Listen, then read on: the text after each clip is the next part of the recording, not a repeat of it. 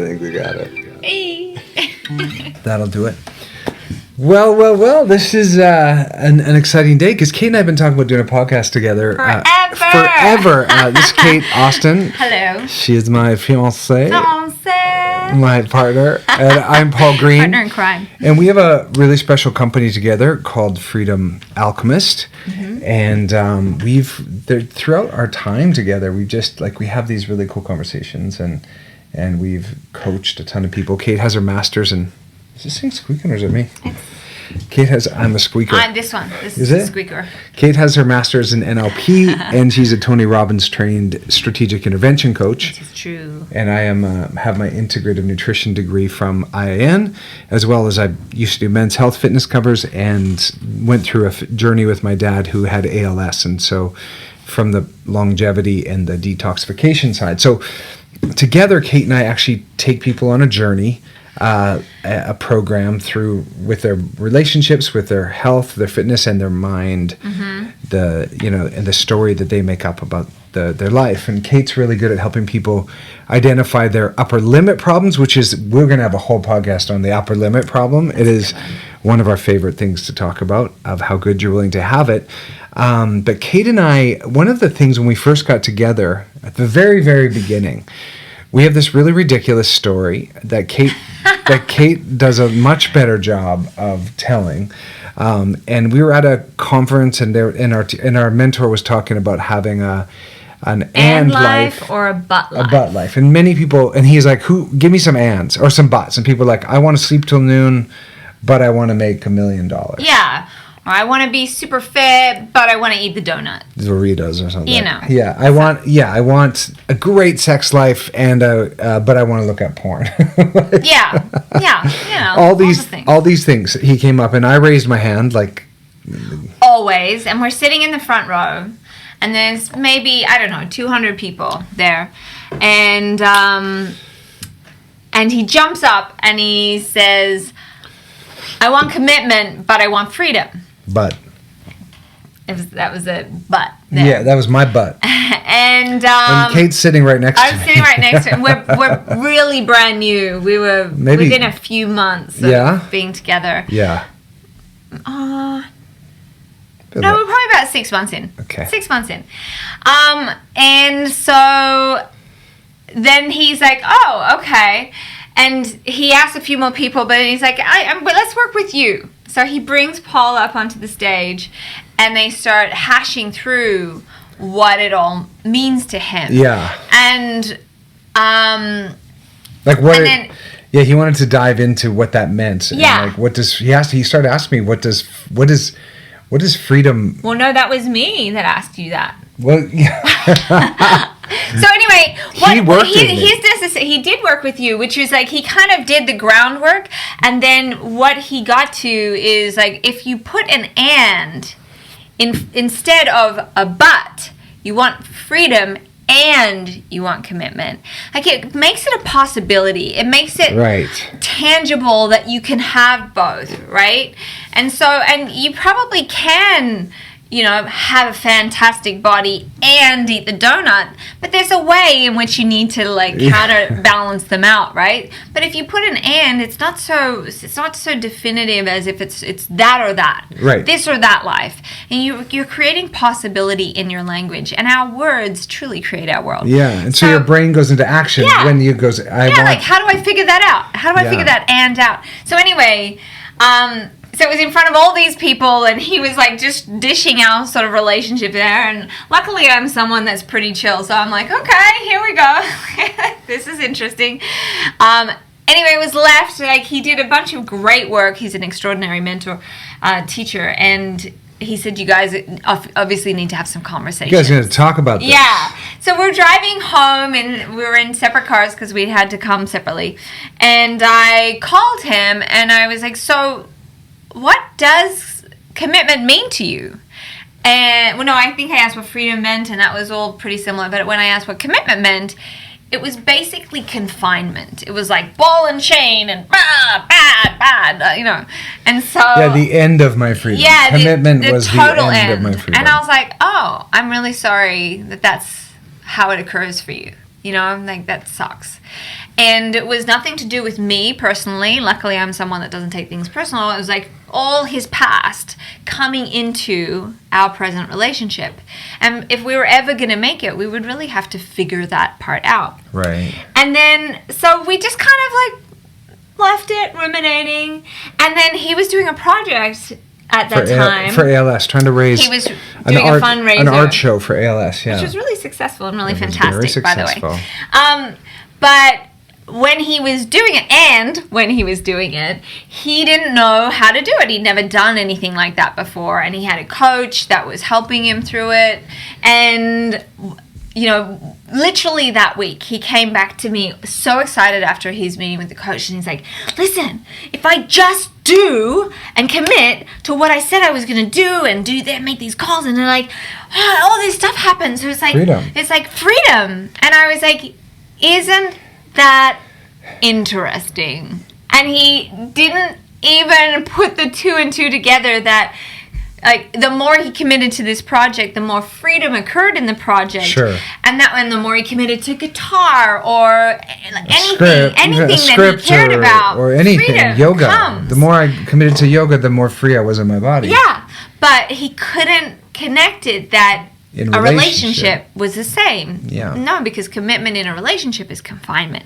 Yeah. So it was like, sometimes it's just these little screws of the neurons turning to have you realize what you've collapsed. Like the truth you've created has collapsed into a word that now is like affecting your entire life, and this is your subconscious running the show, basically. And there's so much power in the words, because had I just by shifting it to I want commitment and freedom, then there's a possibility and of the adventure of commitment being freedom as well, like the depth over distance, so it was just there's so much power in language like that.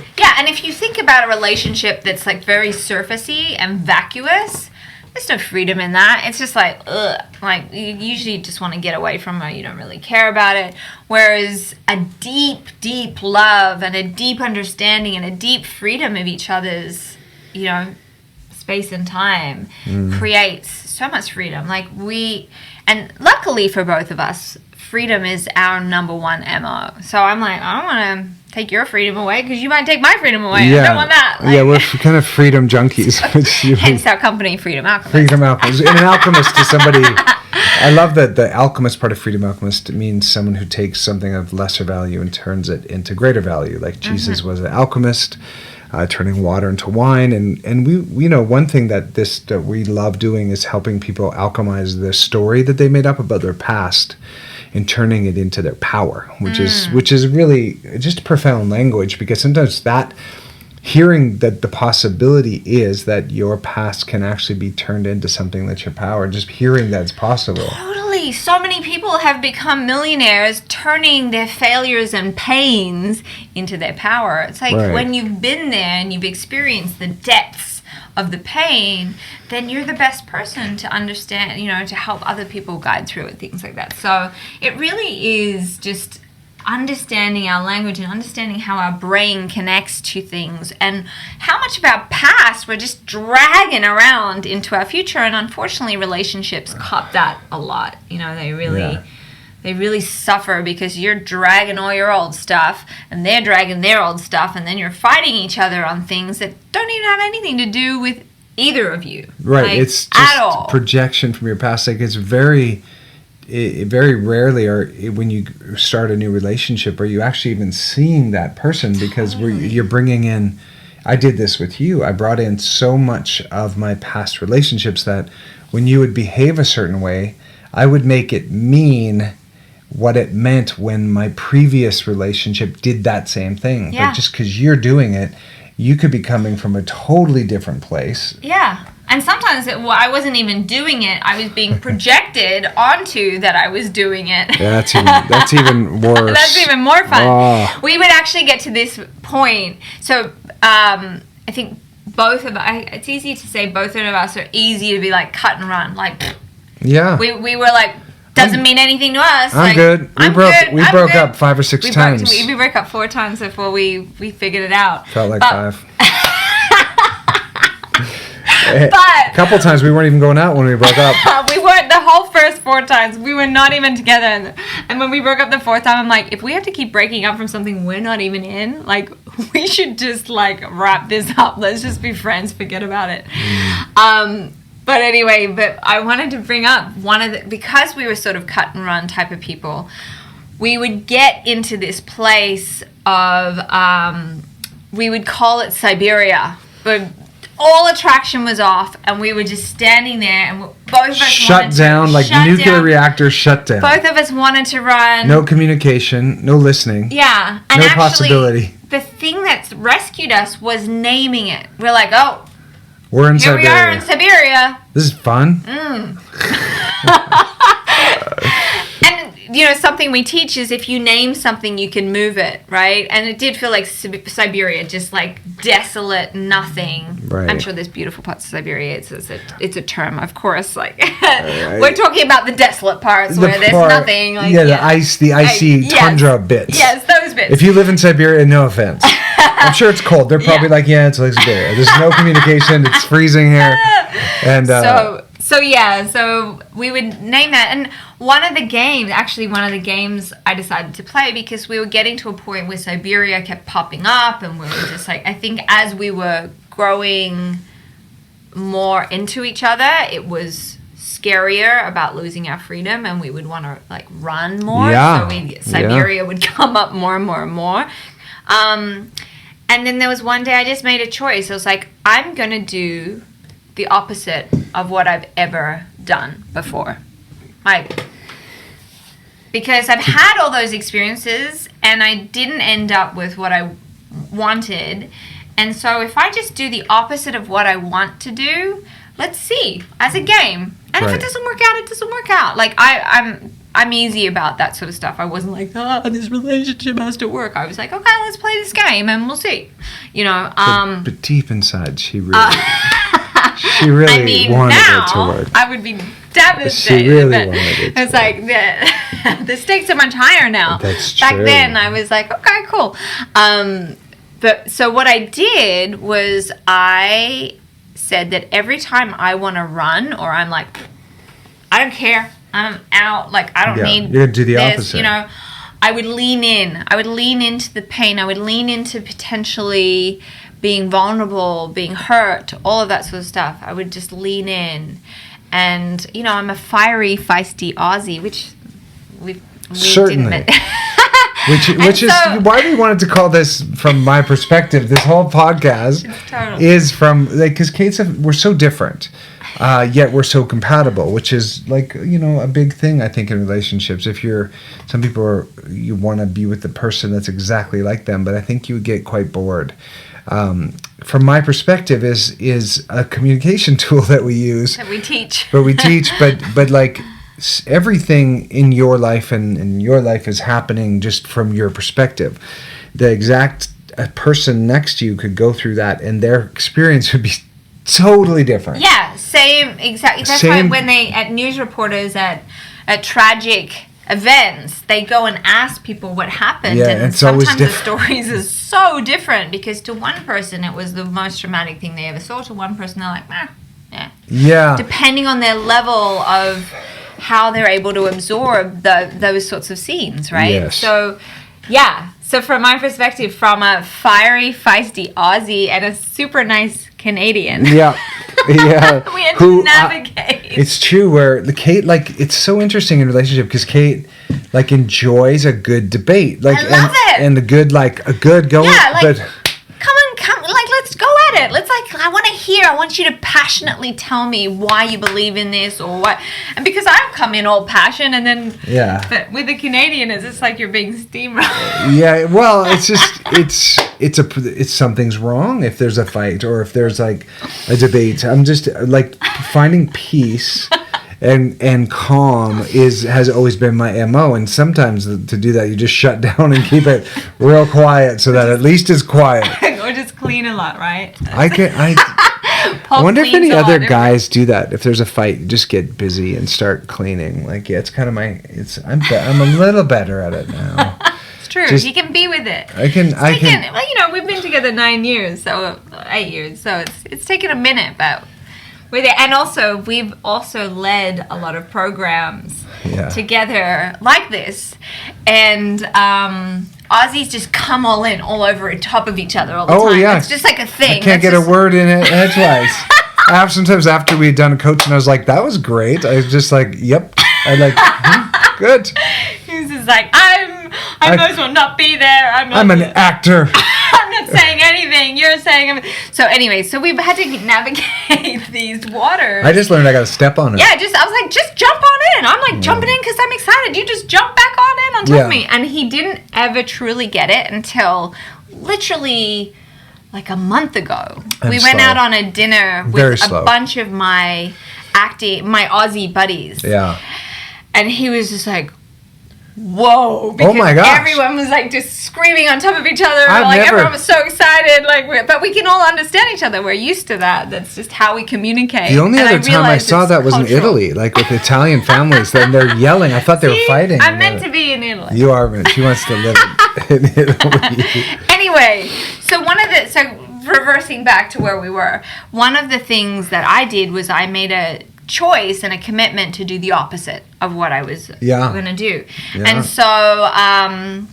And actually what it did was disrupt our entire relationship from the beginning of our relationship, because there was one time, and I think this is really common in relationships, you've been together for about 8 or 9 months or somewhere around there, and then someone might start picking at the other person, like, oh, I don't like the way you do that, or I don't like this, or something like that. And Paul, he's Canadian, so he was probably being nice-ish about it, but he was still, it was about to go down that train because it's maybe some of his past coming into our relationship again.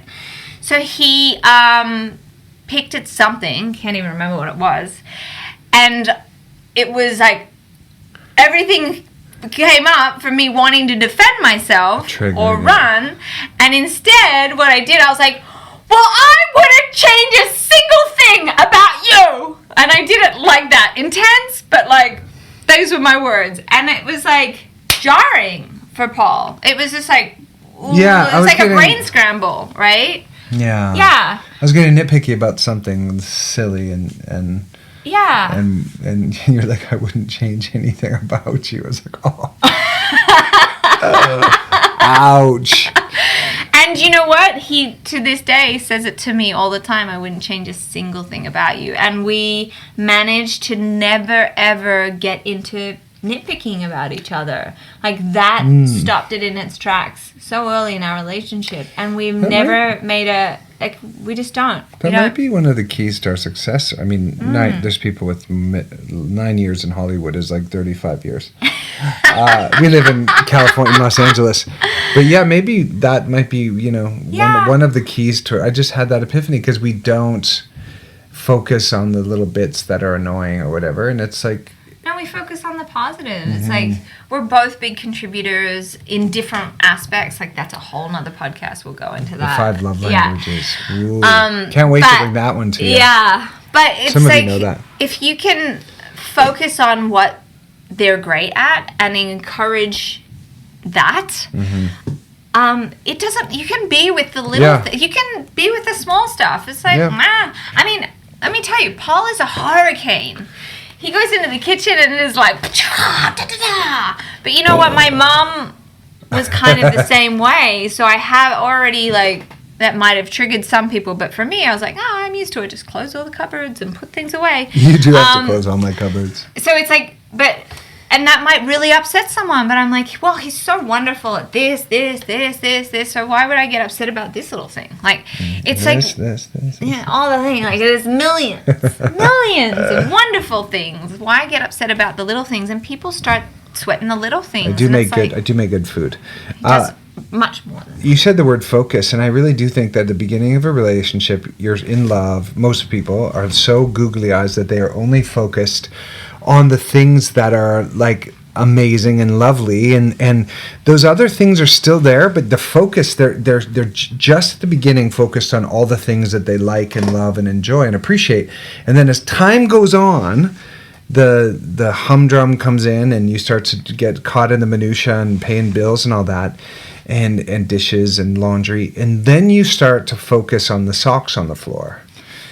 and you're like, and they've always been there. The socks didn't just all of a sudden one day start being there. They've always been there. But your focus goes off of all the things that you love and appreciate, and you start going like, oh, they left their socks there again. And all their good stuff is probably still there too, but you can only focus on one thing at once. And so it's such a beautiful thing to catch and to know that if you're starting to get really frustrated with your partner, it's a good chance you're just focusing on the stuff that you don't want more of, and you get more of what you focus on.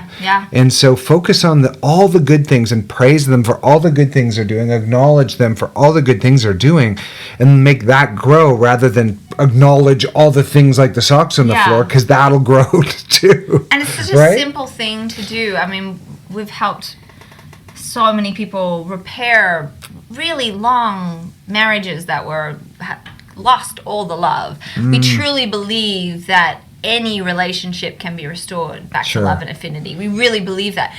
Doesn't mean it's not work. Doesn't mean you gotta like get over a bunch of your ego and a bunch of things. There's a bunch of steps to it. But you really can, and just like a gratitude journal can help you start looking at what's good in your life rather than what's bad. We always say, something I love is if you're going to compare up, like, oh, why do the Kardashians millionaires, and why don't I have all of that? You need to compare down.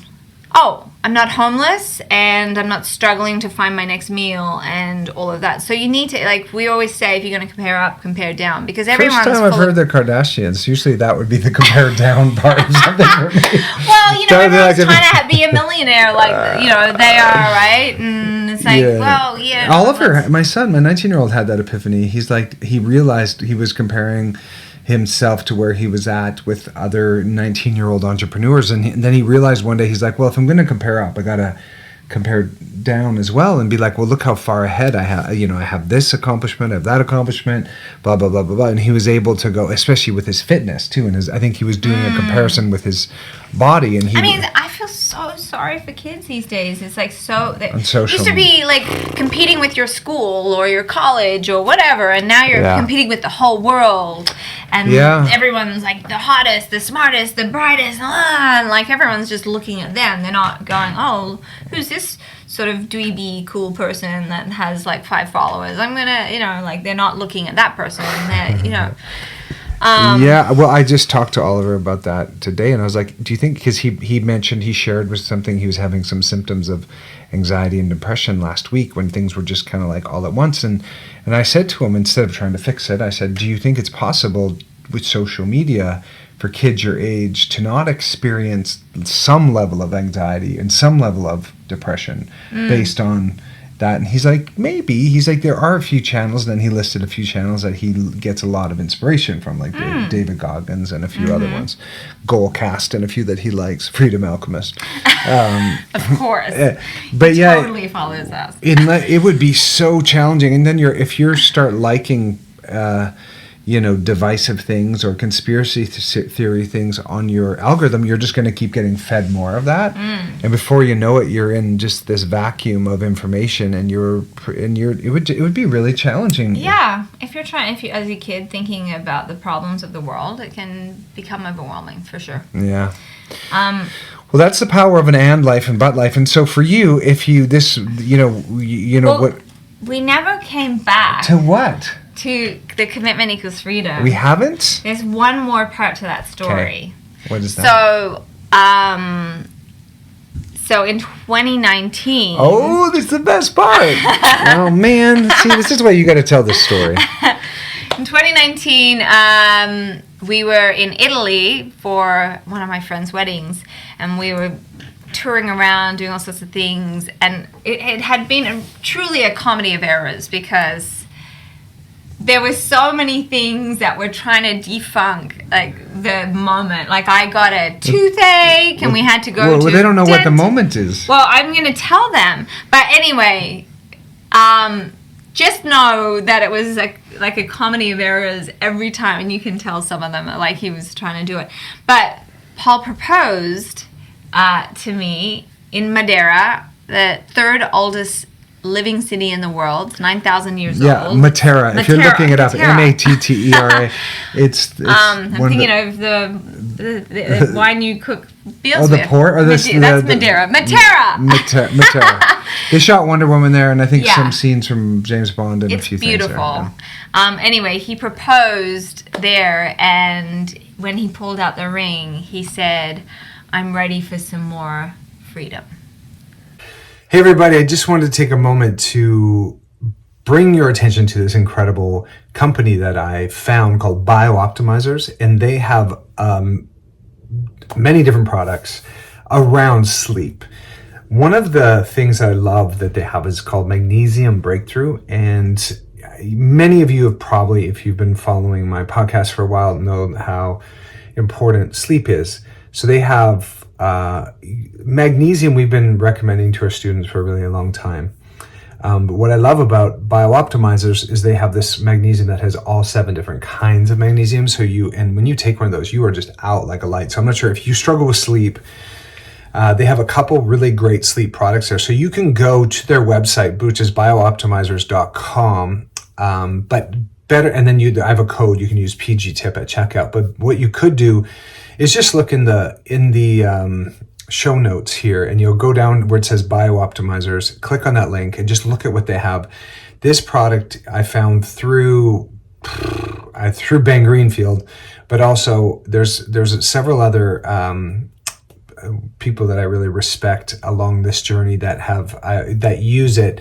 That I've been, when I saw they were using it, I was like, oh, I have to do that. My ex-wife Angie and they love this product as well, and when it's of the highest integrity and quality. So I highly recommend it, and you would be supporting this podcast. So go check that out. And if you have a hard time sleeping, or you know somebody that does, share this with them. Maybe you can help somebody get a really good sleep through this. I don't know if you do this, but just to add a little value for you, getting some really good quality Epsom salts and having an Epsom salt bath every night before bed, dimming your lights, keeping your room dark and cool, stay off your phone a couple hours before bed. Get some good sleep hygiene. So get like a sleep routine. So it might be reading a paper book. Might be doing some light yoga or meditation as you're getting ready for bed, but I find that to be incredibly helpful to prioritize sleep and have good hygiene around sleep. So check that out and just try those things. Those are free. And if you magnesium is just one of those minerals that we are so deficient in, and it does so many things in your body. So you may think you're suffering from anxiety or depression, but you could be missing out on some of these key minerals that are helping to make the environment kind of crappy and giving you those symptoms of anxiety or depression or anxiousness in some way. So check that out. All right, and now back to our conversation here. All right. And gave me I think I prefaced it and said, how we've been babbling on how commitment equals freedom, and I said I'm ready for some more freedom when I got out the wing. And then she didn't remember though. She started laughing and fell to the floor. I was on my knee. He was on his knee, and I don't remember. I tried to film it, but the camera didn't work. We went to 3 restaurants, and every vibe I was like, "There's kids on iPads on there." This isn't gonna be. He tried to do it. We did this walk of the gods. He'd been trying to do it for days and days, trying to find the right moment. Yeah. And about to do it. And I've never done this in my life, but it's a hike, and it's miles up above a lot the of ocean, stairs above Puglia. No, above what's that place called? Positano. And out of nowhere, I look down and I'm like, oh, my fingers are all swollen. Like sausages. I'm like, never said that in my life. Yeah. And he was there with his ring, ready to. I'm not gonna propose to her. And then I waited about an hour, and I lost all sense of reason because I was so hungry. And I was about to propose again, and then a bucket load of German or Japanese tourists just came around the corner, all wearing like the same colored jumper, and I was like, oh no. Not like this. So then we waited, but then after it was like the whole thing was. Oh, like, then you had her toothache in Rome. Yeah, there was, and I was carrying this ring in my pocket the whole time.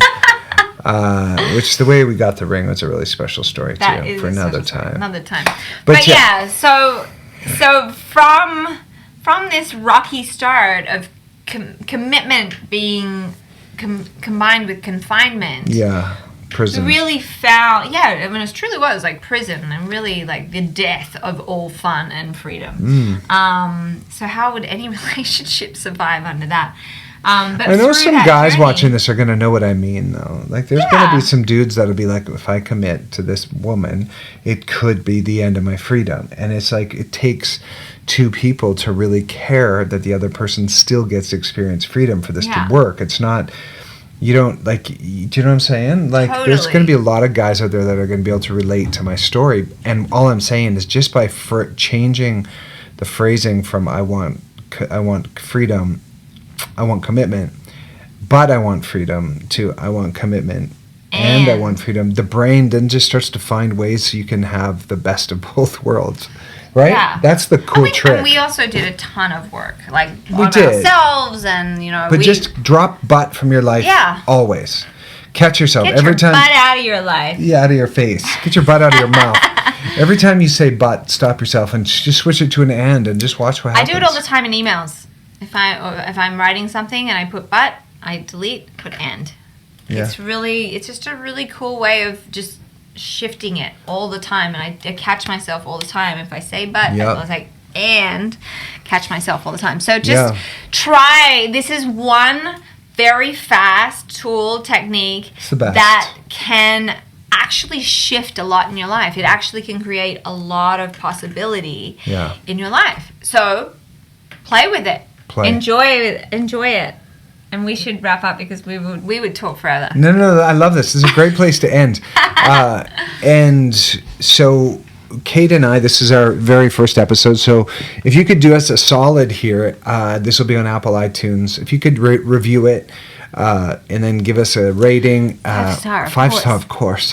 And if you could share it with somebody who you think might be down with this. And then if you're watching this also on our YouTube channel, if you would subscribe, and again, if you feel like sharing this, that would be super dope. We have a website called freedom-alchemist.com, and you can look there for a bunch of goodies. And I want to recap exactly a couple of the tools that we shared on here. So obviously, changing a but to an and is one. Disrupting in a relationship the nitpicking. By doing something like that, just saying the opposite. Do the opposite. Yeah, or play a game with yourself. If your relationships are not working, then challenge yourself to do the exact opposite of what you would want to do, to see what the outcome is. Just this life is a game. Everyone takes it so seriously. It's a series of games. It's a game, and we can either play it really intensely, like must win, and like attacking everyone, or we can have freedom and flow with it, and see like if we can get in flow state, and then win that way. So just play, try new things, test it out, and just see how it goes. Here's the great thing: most of the time, it doesn't work out. You just do the other way. That's it. If something's not working for you, stop trying to do the same thing over and over again. That's Doesn't work. You said the game of life is a game. There's a book called The Game of Life and How to Play It by Florence Scovel Shinn that has some really amazing dig your trenches. That's why we have a little boy right now, because you bought that silly diaper changing bag. Quick story. And this really don't know how to wrap it up. No, we're wrapping it up. We're ending with the story. In the book, The Game of Life and How to Play It, she talks about digging your ditches, which is like there was some prophets in the Bible, and it hadn't rained, and God told them to dig ditches to prepare for it'd be like building Noah's Ark, but dig some ditches.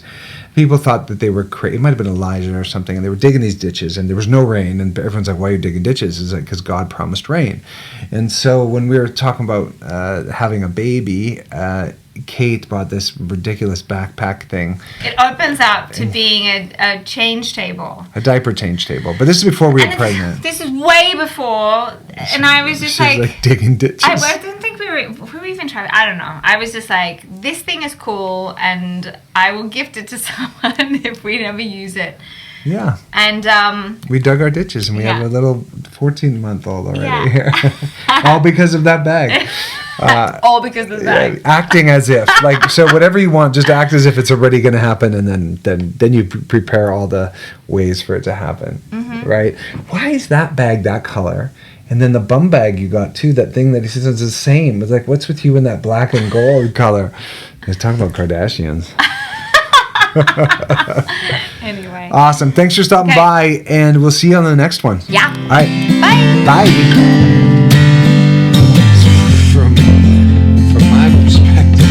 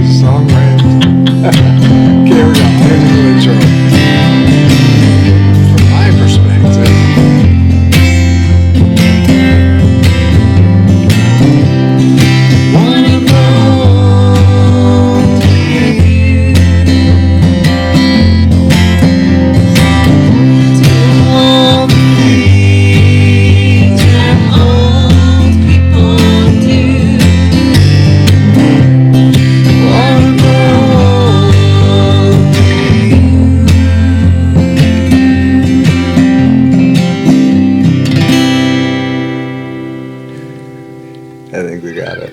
Hey.